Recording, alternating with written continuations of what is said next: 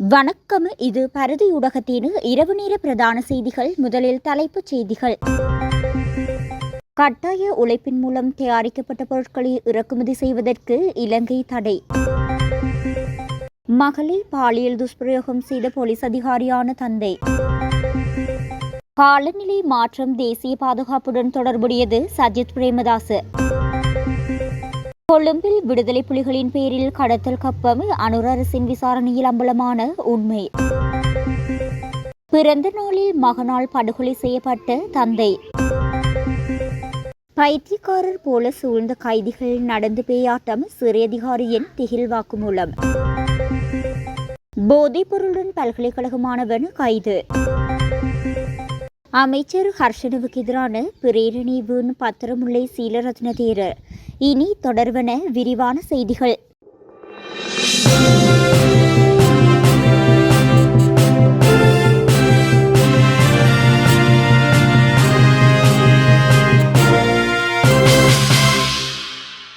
கட்டாய உழைப்பை பயன்படுத்தி உற்பத்தி செய்யப்படும் பொருட்களை இலங்கைக்குள் இறக்குமதி செய்வதற்கு அரசாங்கம் தடை விதித்துள்ளது. நிதி திட்டமிடல் மற்றும் பொருளாதார அபிவிருத்தி அமைச்சர் என்ற வகையில் ஜனாதிபதி அனுரகுமார திசாநாயக்க இதற்கான உத்தரவை பிறப்பித்துள்ளார். இதன்படி கட்டாய உழைப்பின் மூலம் முழுமையாகவோ அல்லது பகுதியாகவோ அகழ்ந்தெடுக்கப்பட்ட தயாரிக்கப்பட்ட அல்லது உற்பத்தி செய்யப்பட்ட எந்தவொரு பொருளையும் இறக்குமதி செய்வது முற்றிலுமாக தடை செய்யப்பட்டுள்ளது.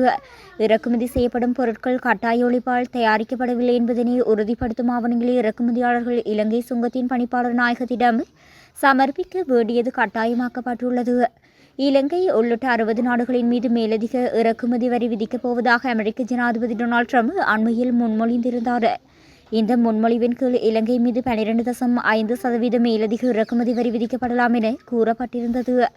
அமெரிக்காவின் இந்த நடவடிக்கையை தொடர்ந்து கட்டாய உழைப்பு தொடர்பான சட்டங்களை வலுப்படுத்தும் நோக்கில் இந்த தடை அமுல்படுத்தப்பட்டுள்ளது.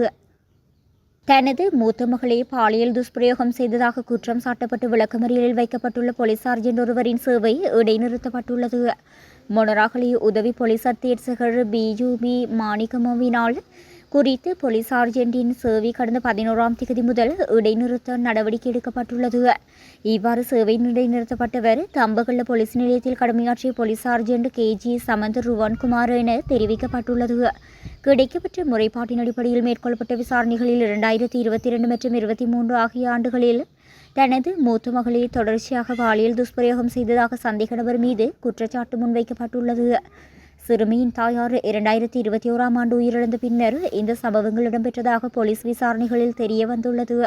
இந்நிலையில் வேறொருவரின் சிறுமி காதல் தொடர்பில் இருந்ததாக கூறி சந்தேக நபர் அவரை தாக்கியதாகவும் அதில் காயமடைந்த சிறுமி வைத்தியசாலையில் சிகிச்சை பெற்றபோது தந்தையினால் இடம்பெற்றதாக கூறப்படும் துஷ்பிரயோகம் தொடர்பில் வைத்தியரிடம் தெரிவித்துள்ளார்.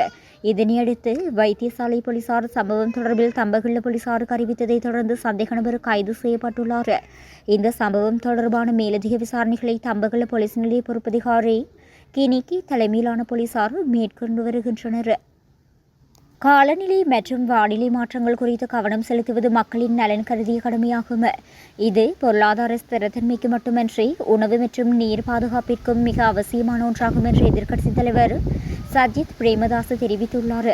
இந்த பேரவையின் இணைத் தலைவர்களாக எதிர்க்கட்சித் தலைவர் சஜித் பிரேமதாஸ் மற்றும் பேராசிரியர் அபய் விக்ரம் ஆகியோர் செயற்படுகின்றனர். நாடாளுமன்ற அமர்வு இடம்பெறும் ஒவ்வொரு மாதமும் 2 வாரங்களுக்குள் இந்த பேரவை ஒரு நாள் கூட வேண்டும்.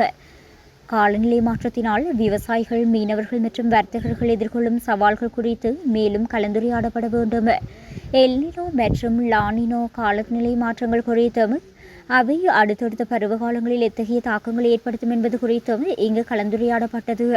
இந்த நிகழ்வில் பேராசிரியர் சம்பத் செனவிரத்ன, பேராசிரியர் புத்தி மாரம்பே, பேராசிரியர் இனோகா குடவிதாரண, கலாநிதி ஆண்ட்ரூ கீட்டில், ருஷான் ஜெயவர்தன, அஞ்சலி வாட்சன், துஷ்யந்த் சில்வா உள்ளிட்ட உள்நாட்டு மற்றும் வெளிநாட்டு நிபுணர்கள் மற்றும் துறைசார் நிபுணர்கள் பலர் கலந்து கொண்டனர். கொழும்பு மற்றும் அதனையண்டிய பகுதிகளில் பலர் கடத்தப்பட்ட சம்பவத்தின் பின்னணியில் முன்னாள் அரசாங்கத்தின் பாதுகாப்பு தரப்பினர் உள்ளதாக தகவல் அம்பலமாகியுள்ளது. கிழக்கு பல்கலைக்கழகத்தின் முன்னாள் துணைவேந்தர் ரவீந்திரநாத் சிவசுப்பிரமணியம் காணாமல் போன சம்பவம் தொடர்பான குற்ற புலனாய்வு திணைக்களத்தினால் முன்னெடுக்கப்பட்ட விசாரணையில் இந்த தகவல்கள் வெளியாகியுள்ளன. விடுதலை புலிகள் அமைப்பின் பெயர் பயன்படுத்தி அரசாங்கத்தின் பாதுகாப்பு பிரிவினரால் கைப்பற்றப்பட்ட வாகனங்களே இந்த கடத்தல் மற்றும் காணாமல் போதல் சம்பவங்களுக்கு பயன்படுத்தப்பட்டுள்ளமை விசாரணைகளில் கண்டறியப்பட்டுள்ளது. அவ்வாறு செய்யப்படாத சந்தர்ப்பங்கள் குறித்து ஏற்கனவே தகவல் வெளியாகியிருந்தது. கொழும்பு மற்றும் அதன் சுற்றுப்புறங்களில் அதிக வணிக பெறுமதியை கொண்ட காணிகள் மற்றும் வீடுகள் பாரியளவில் கைப்பற்றப்பட்டுள்ளது. இந்த காணாமல் போனமை தொடர்பாக போலீஸ் நிலையங்களில் முறைப்பாடுகள் செய்யப்பட்டுள்ளதா என்பது குறித்தும் அவ்வாறு முறைப்பாடுகள் செய்யப்பட்டிருந்தால் அவற்றுக்கு என்ன நடந்தது என்பது குறித்தும் தகவல்களை திரட்டும் பணிகள் ஏற்கனவே ஆரம்பிக்கப்பட்டுள்ளதாக வட்டாரங்கள் தெரிவித்துள்ளன. மாத்தறை அக்குரச பரதுவா பிரதேசத்தில் தந்தையின் பிறந்த நாளில் அவரது மகன் அவரை கொலை செய்துள்ளதாக அதிர்ச்சி தகவல் வெளியாகியுள்ளது.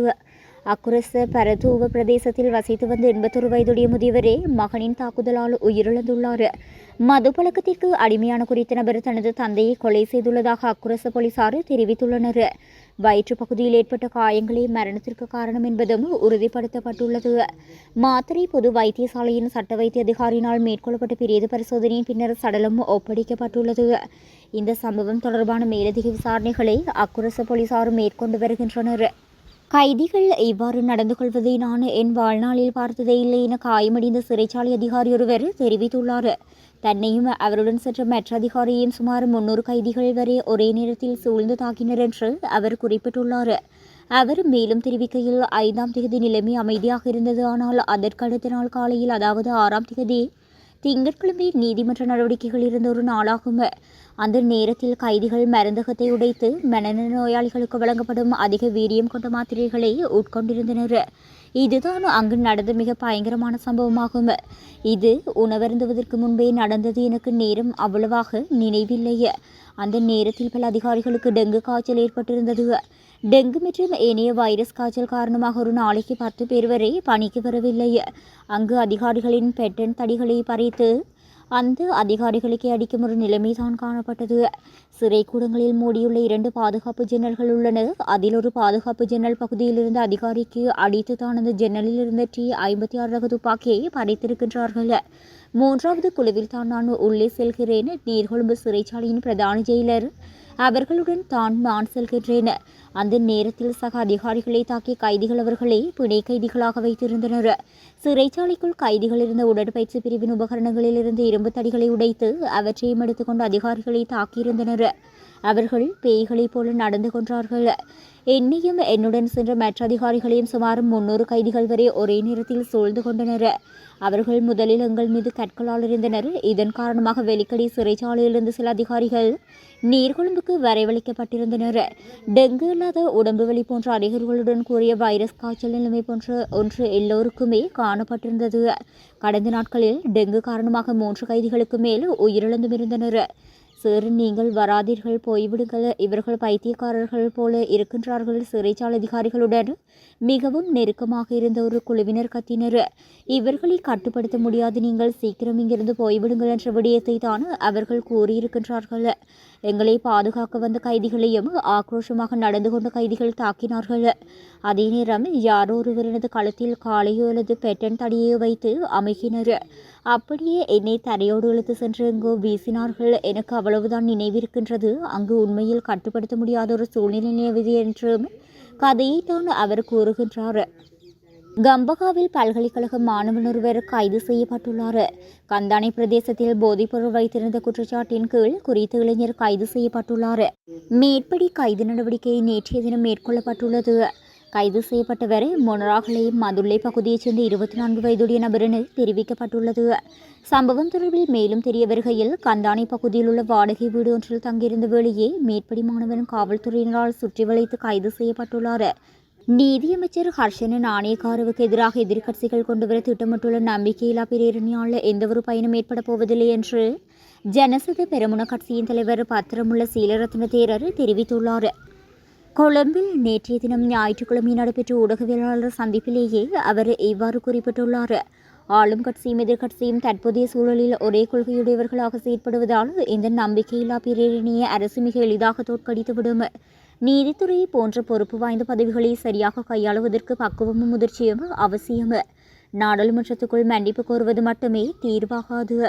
மாறாக சிறைச்சாலைகளில் நிலவும் பிரச்சினைகளுக்கு நடைமுறை சாத்தியமான மருத்துவ புனர்வாழ்வு மற்றும் நிர்வாக தீர்வுகளை காண்பதே ஆகும். கௌரவமான அரசியல் பின்னணி கொண்டொருவரின் மகனாக இருந்தும் அமைச்சர் செயற்படும் விதம் நீதி அமைச்சுக்கே அவப்பெயரை தேடித்தருகின்றது என அவர் தெரிவித்துள்ளார்.